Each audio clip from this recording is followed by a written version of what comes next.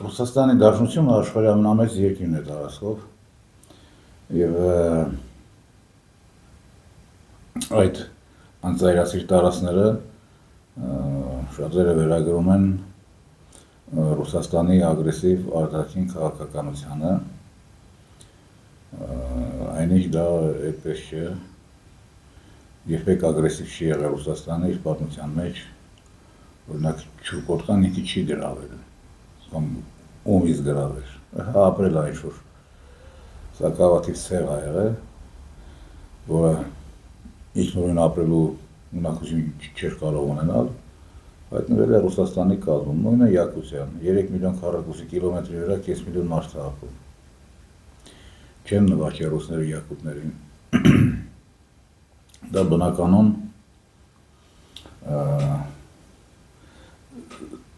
զարգացում է եղել,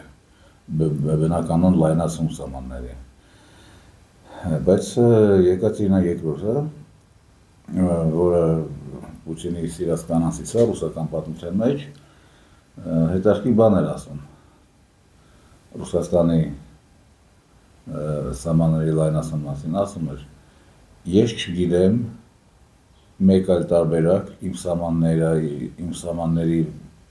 սահմանները պաշտպանելու եւ անվտանգությունն ապահովելու, բացի դրանց լայնացումից։ Օրինակ, ինչպես եւ ինչու հայտնվեց Ղրիմը եւ ոչ Նովորոսիան, իսկ Նովորոսիան դա Օդեսայից մինչև Ղրիմ, այսինքն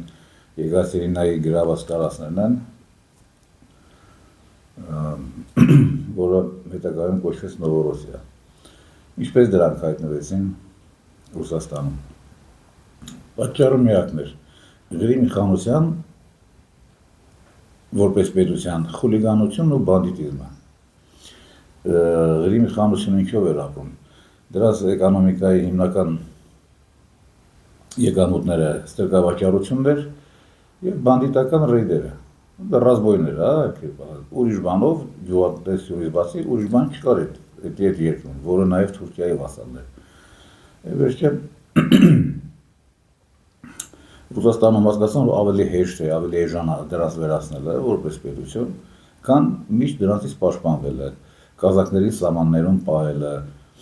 կազակները սահմանապահ ֆունկցիաներ էին ստիպված կատարում։ Վերացրին։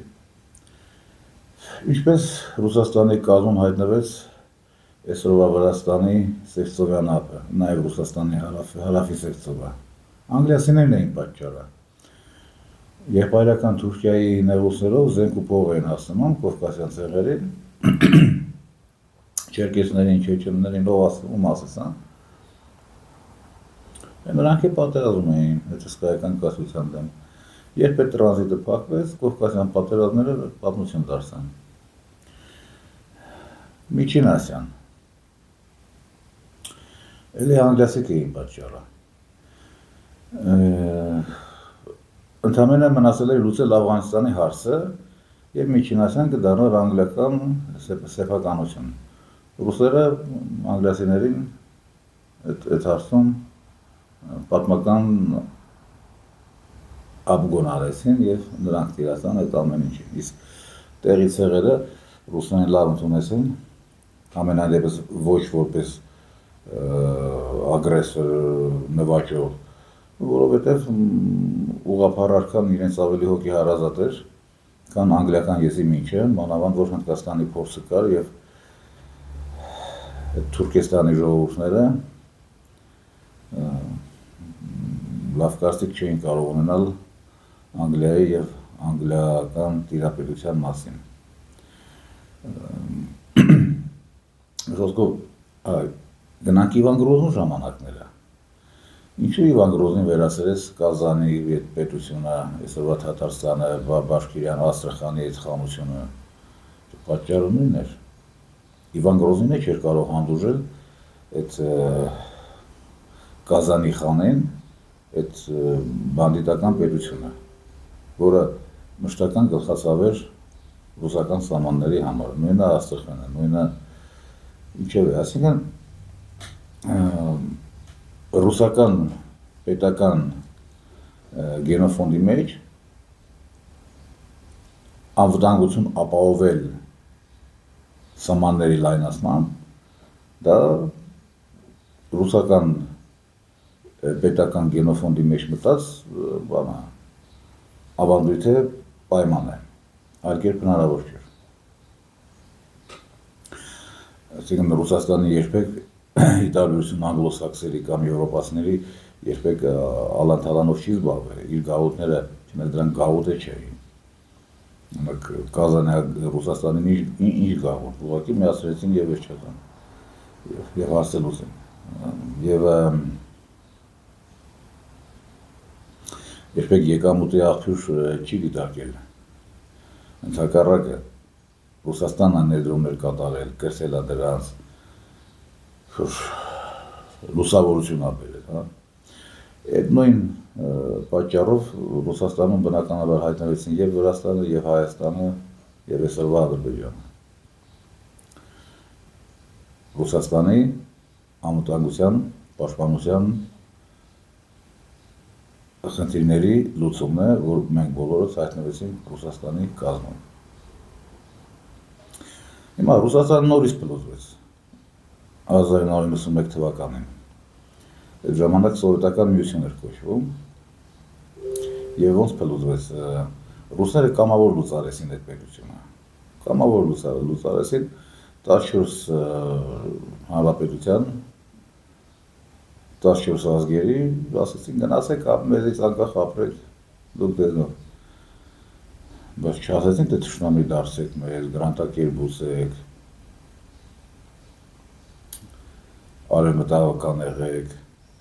սկարևը, ասեցին գոնե լոյալ պահեք ձեզ, մեր հանդեպ, ձեզ լոյալ պահեք, լոյալություն էր ուզում մարդը, չէ, այս սրանք չէ, ինչա, օվկիանոսից այն կողմ այլ կերպ մտածին, ասին, որ այս 14-ին պետք է դարձնել հակառուսական կենտրոններ Ռուսաստանի դեմ պայքարելու, Ռուսաստանը թուլացնելու միջոց։ Գրեթե բոլորը այդ կուտը կերան եւ ընտրեցին ինքնակորցանման ճանապարհը։ Բացի Թուրքմենստանից եւ Բելարուսից, այսօր բոլոր ԱՊՀ երկրները Ռուսաստանին թշնամի են այս կամ այն դրամատիզմի աստիճանի։ Ամենադրամատիկ իրավիճակը այսօր Ուկրաինայում է, որտեղ շատ ուժ պատերազմ է գնում, միլիոնանոց զոհերով։ Հիմա Ռուսաստանը անկախացրեց 14 պետություն, ասես գնացեք ապրեք, բարեկամ եղեք մեզ, կամ գոնե լոյալ եղեք, եթե բարեկամ չեք, ինչ ուզում եք արեք, ոչ բոլորյան կրթական համակարգերը ձեզ պարտադրում, ոչ իմ արժեքները, ոչ իմ ուղղափառությունը, բայց ինձ գլխասավ մի տվեք։ Սրանք բոլորը ասացին, թե չէ, մենք պիտի գլխասավ տանք քեզ։ Եվ ինչ է անելով Ռուսաստանը, վերադառնալու է Եկատերինայի սկզբունքին, չէ։ Ցարական Ռուսաստանի, սովետական միության սկզբունքին, իր անվտանգության պատճառ, իր անվտանգությունն ապահովելու համար Ռուսաստանը ստիպված վերացնելու է բոլոր հակառուսական պետությունները։ Դա նոր բան չէ ռուսական պատմության համար։ Ուղղակի մարդիկ նույն բանն անելու են նորից։ Եվ անպայման կանեն, Ուկրաինայում սկսել են։ Եվ դառնանք այս Հայաստանի Հանրապետություն կոչվածին։ Այսօր Հայաստանում իրականացվում է, այսինքն փորձում են իրականացնել ամենավտանգավոր հակառուսական պրոյեկտը։ Խոսքը Թրամփի թրիպի, այսինքն բրիտանական թուրանի մասին է։ Ահավոր վտանգավոր Ռուսաստանի համար էգզիստենցիալ վտանգ ներկայացնող մի պրոյեկտ։ Հայ ժողովուրդը արդեն 8 տարի Փաշինյան Նիկոլ է հանդուրժում, որը դիմում է այդ քայլին։ Ես չեմ խոսում Հայաստանի մյուս հակառուսական ստրատեգիական քայլերը, ասենք Եվրամիության անդամակցելը կամ թեկուզ Եվրոպա նետվելը։ Իսկ Եվրոպան այսօրվա դա ՆԱՏՕ-ից վտանգավոր, ըստ Դիմիտրի Մեդվեդևի ՆԱՏՕ-ից վտանգավոր կառույց է։ Ռուսների համար արդեն դառնում է ռազմաքաղաքական կառույց, Հայաստանը ձգտում է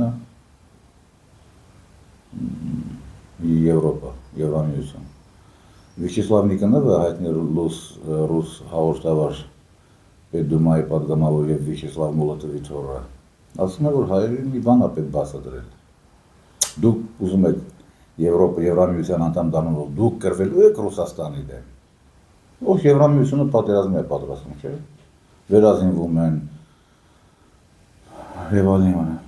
Դուք ուզում եք կռվել, դե գնացեք Եվրոպա։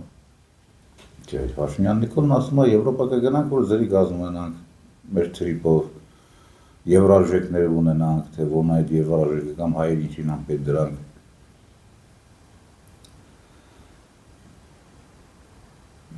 Մի խոսքով, սա է վիճակը։ Հիմա դժբախտաբար թե բարեբախտաբար այս ափը բոլոր երկրներում իշխանությունները կատարյալ տգետ են։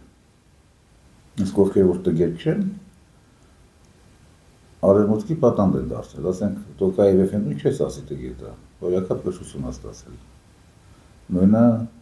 Ալիև Էֆենդուն չես ասի տգետը, դեպս մարդը դարձել է պատանդ։ Թուրքերի և Արևմուտքի ձեռքան։ Եվ թուրքական, բրիտանական, ասենք թուրքան ռուսացոնական օրակարգով առաջնորդվում։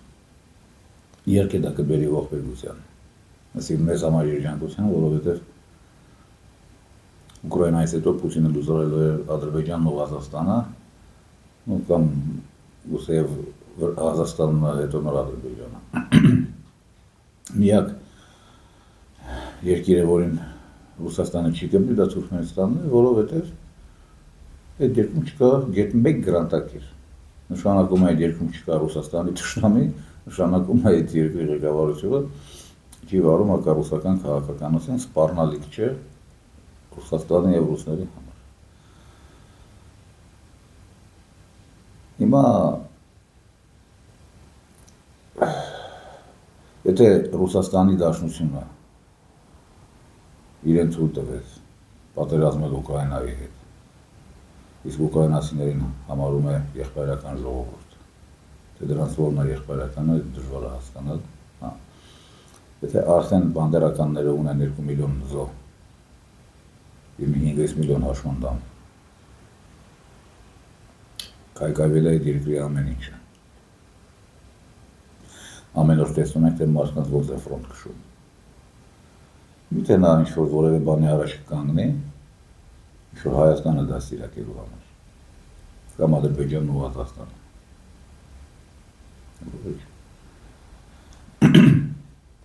Եթե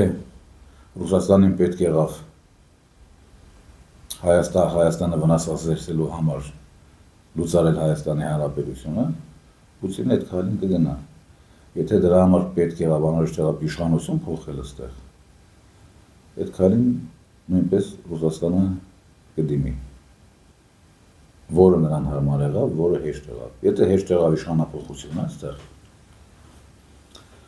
բայց այս անգամ արդեն նորմալ իշխանափոխություն, նորմալ իշխանություն պետք է լինի Հայաստանում, ոչ թե բազմավեկտոր, իսկ բազմավեկտորության վերջը միավեկտորությունն է, միշտ էս է դառնում, չէ՞։ Ապա բոլոր երկրների փորձը մեզ վառ ապացույց։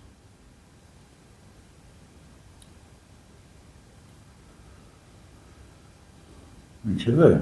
դատապարտված է Փաշինյան Նիկոլը։ Նրա հարցը կլուծի կամ ընդդիմությունը շատ մոտ ապագայում, լտեսենք սահմանական դատարանն ինչ կորոշի, կամ Ռուսաստանի Դաշնությունը, այլ տարբերակ Ռուսաստանը չունի։ Իսկ քանի որ գրանտակիրները տգետ ժողովուրդ են, չգիտեմ պատմություն, դե դրանք ինչ են սովորել, դրանց մեծամասնությունը սովորել է կոոպերատիվ համալսարաններում, հետո ստաժիրովկա են անցել Սորոսի USAID դուքաններում, Բուդապեշտ, Վարշավա, այնտեղ Ստենֆորդ, Մենֆորդ, ինչ է սովորել դրանք։ Սովորել են գրանտակերություն,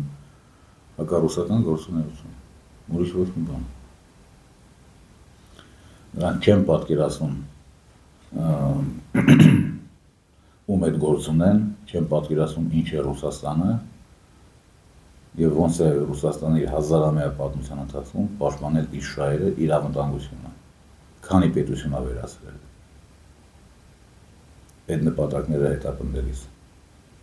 ու քանիսին է դեռ կվերացնի։ Իսկ սրանց վերացնելը շատ ավելի հեշտ կլինի, որովհետև ի վերջո Ռուսաստանն է սրանց ծնել, չէ՞։ Ղազախ էթնոնիմը 100 տարվա պատմություն չունի։ Թեպետ նրանց դասագրքերում գրում են, թե դրանք գյուրոս մեծիներ են հաղթել։ Դրանցից շատ բան ամեն ինչ հավատալու է դրանց։ Գյուրոս մեծին են հաղթել։ Աքիմենյանների կայսրության հիմնադիրն։ Ինչ խոսես դրանց հետ։ Ինչ խոսես դրանց հետ։ Դրանց ուղղակի պետք է պատժել եւ դրանք կպատժվեն կնեցեն պատմության աղբանոց։ Ստեղ մի ուրիշ նրբություն է կա այս հարցում, անգամ եթե Փաշինյան Նիկոլը գիտակցի վտանգավորության աստիճանը իր քաղաքականության, ինքը միևնույն է ոչինչ բան չի կարող անել, որովհետև ինքը չի որոշում այս քաղաքականությունը, այլ հարց Տոկաև Էֆենդին, որը գործակալ չէ, որին ամերիկացի իշխանությունը չեն տվել։ Բայց նա տարիների ընթացքում, հատկապես 22 թվականի դեպքերից հետո, նա կամավոր գնաց պատան դարձավ Արևմուտքին, այդ էշը։ Լուկաշենկոյի գլխի երբ պուչ էին սարքում խռովություն, անունը դնում էին Թավշա հեղափոխություն, ինչ արեց Լուկաշենկոն դրանից հետո, գնաց մտավ Ռուսաստանի քամակը, որ դուրս չի գալիս։ Մինչև հիմա այնտեղ բնակվում է իր երկրի եւ շատ լավ է իրանում, անվտանգ ապահով։ Միջուկային զեկել ունի իր տարածքում, արիշնիկ աստացել։ Ինչ եմ խոսում մյուս հզոր զինատեսակների մասին։ Տոկաևը լրիվ ուրիշ բան արեց։ Հակառակն արեց, գնաց ասեց անգլոսացիներին, ցածեց ցավը տանեմ, թորներ ունեմ, բան ունեմ, ելին բաներ մի ձեռնարկի մի գրոյեք իմ նստավայրը, երեխեքի բաժել, եկեք ես ձեր համարը դառնամ, մենակ թե դուք երից աշխատանքից չանեք, ինձ փորձեր չանեք, ինձ աշխատանքից հեռացնելու։ Գնաց դա արեց, էշը եւ երկիրը դրեց մահացու վտանգի տակ։ Հիմա այն ամբողջ սպասում է, թե երբ պիտի Պուտինը քիթը ջարդվի Ուկրաինայում, որ ինքը իրեն լավն է, բայց դա էշը չէ։ Ուկրաինա գոյություն չի ունենա շատ շուտով։ Պուտինն ասել է, չէ, որ պատերազմը այնքան կշարունակվի, մենք այնքան առաջ կգնանք, մինչև որ մեր բոլոր սպառնալիքների հերի չանեցենք։ Իսկ Ուկրաինան ինչ է, ընդամենը մի հատ մարզ թողնեց Գալիցիան, ասենք Լվովի մարզը։ Դա էլ է բավարար, որ դրոնները ուղարկեն Մոսկվա, Լենինգրադ։ Հետևաբար Գալիցիան է պիտի չլինի, չէ։ Իսկ քանի որ Գալիցիան, Վոլինետ, 7 բանդերական մարզը արևմտյան Ռուսաստանի ընդհանրապես պետք չեն։ Ստիպված Ռուսաստանը դրանց պիտի վերադարձնի նախկին տեղերին։ Դրանք են Լեհաստան, Ռումինիա, Հունգարիա, մի քիչ Սլովակիա, ինչ-որ բանի է Բուլղարիան հավաքում։ Կվերանան այդ ամեն երկրները։ Այդ մարզերը կվերադառնան նախկին տեղերին, մնացածը կմիանա Ռուսաստանին։ Ուկրաինան կմնա պատմության գրքում, ճիշտ աղբանոցում։ Եվ ես որևէ հիմք չեմ տեսնում, որ Ռուսաստանի ղեկավարությունը ներողամիտ գտնվի, ասենք Ղազախստան, Ադրբեջան, Հայաստանի հանդեպ, ինչի համար։ 2 միլիոն ուկրաինացի սպանողը, որոնց առավոտն կեսը էթնիկ ռուսներ։ Այսօրվա բանդերականների ղեկավարությունը գրեթե բոլորը ռուս են։ Ֆյոդորովը մաքուր ռուս, պաշտպանության նախարար, Դանիլով կար, աղքը դրանց Լուգանսկի մաքուր ռուս, մերն է մինչև մի Լուգանսկում ապրում։ Ֆիլատով կա, կատաղի նացիստ, մի հատ լիբերալ տերորիստ, հակառուսական, Դնեպրոպետրովսկ քաղաքի քաղաքապետ է, դրա գրառումները կարդաք, Գեբելսը աշակերտ է դրա դնա։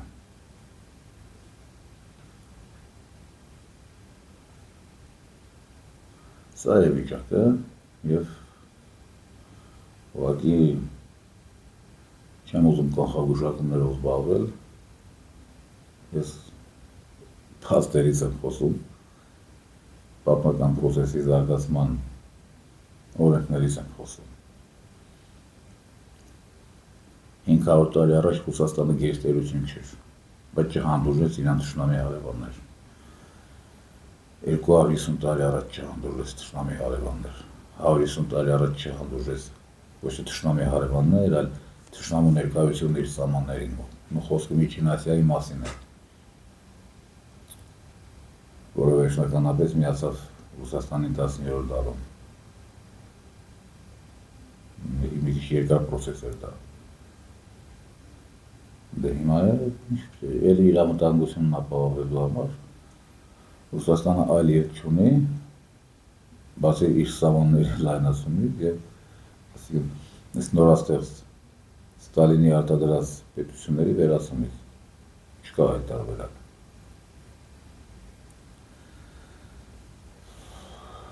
Թե երբ կհասկանան հայերը դրա մասին, ինձ թվում է չեն հասկանան, կհասկանան Հայաստանի վերջին կամ նախավերջին օրը։ Հրաշքը մենակ կարող է փրկել Հայաստանին, ինչին ես չեմ հավատում, իսկ հրաշքը այն է, որ մեր նորմալ ոչ բազմավետեր իշխանություն հայտնվի այս երկրում։ Լուրջ իշխանափոխություն տեղի ունենա։ Դե իսկ այդ իշխանափոխության այդ պոտենցիալ իրականացնողը տեսանք ինչ եղանտրություններում ու արդեն նշմարվում է, թե ոնց նրանք կպայեն իրենց շատ մոտ ապագայում։ Ինչևէ առայժմ այսքանը, լավ մնացեք, բարանոսագրվեք իմ ալիքներին YouTube-ում և Telegram-ում, կհանդիպենք շատ շուտով։